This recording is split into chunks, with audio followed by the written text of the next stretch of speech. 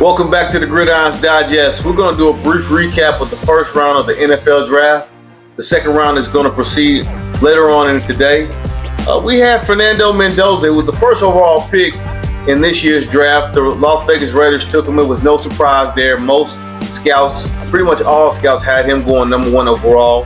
And then when it came to the Jets at number two, no one really was familiar who they were going to select. We knew that they were possibly going to take a defensive player. It could have been Averill, could have been Sonny Styles out of Ohio State, but they settled with David Bailey, considered the best edge rusher in this year's draft out of Texas Tech. Really a can't miss when it came to the edge rushing prospects. And then things got funny at number three. You had the Arizona Cardinals. They have a roster that has a lot of needs, a lot of voids that need to be filled. Most thought they were probably going to take an offensive lineman at this position due to their quarterback situation. They got Jacoby Brissett. He's on the roster, but he's in a contract dispute. So they aren't really settled at quarterback, but they could have selected a quarterback at number three, but it would have made sense possibly to go with an offensive lineman because they do need some up front help. They settled on Jeremiah Love, a running back out of Notre Dame. I'm not sure if that's really considered a reach. There has not been a running back since Saquon Barkley. That's 2018, taken in the top five. So the Arizona Cardinals settled with Jeremiah Love, the running back out of Notre Dame. I mean, he's probably the best running back in this year's draft. Every down back, can catch it out of the backfield. And you know, in today's game, the running back has to be a jack of all trades, a good blocker, a good pass catcher, a good runner between the tackles. If you can find a gem like that can be a threat on any down, you got to take him. And they settled with Jeremiah Love. And then things got kind of funny.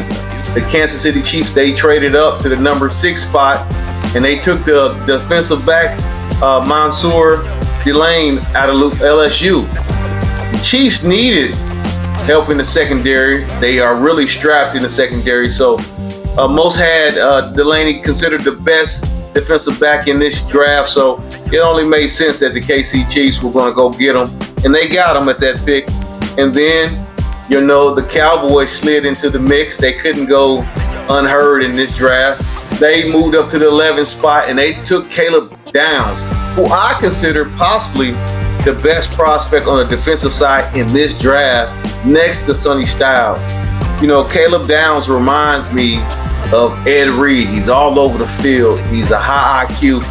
He's a starter for the Ohio State Buckeyes since he was a freshman, a true freshman. That's very rare. So that can give you an idea of what type of talent he really is on that side of the ball. And we go to the biggest head scratcher in this year's draft of the first round, and that was the Los Angeles Rams. They took Ty Simpson out of Alabama, the quarterback out of Alabama, with the 13th overall pick. Was not sure why they would go for a quarterback. They really don't have too many voids, but they do need depth on the roster. They are going for a Super Bowl. You would have thought they would take somebody that was going to give them an immediate impact. However, they settled with Ty Simpson at the 13th overall pick, probably looking into the future when their quarterback, Matthew Stafford, decides to retire.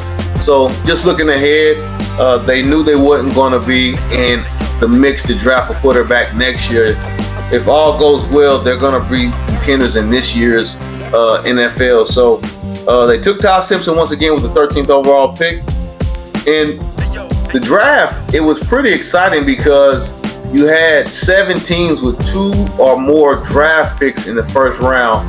That's the second most ever in the draft common era to have 7 teams with 2 or more picks. So there was going to be a lot of trades, a lot of frenzy, and it was full of that. You had the Cowboys trading up, like I mentioned. You had the Chiefs trading up, and there was a lot of trades at the bottom of the first round. San Francisco made some trades. I'll catch you guys on the next one.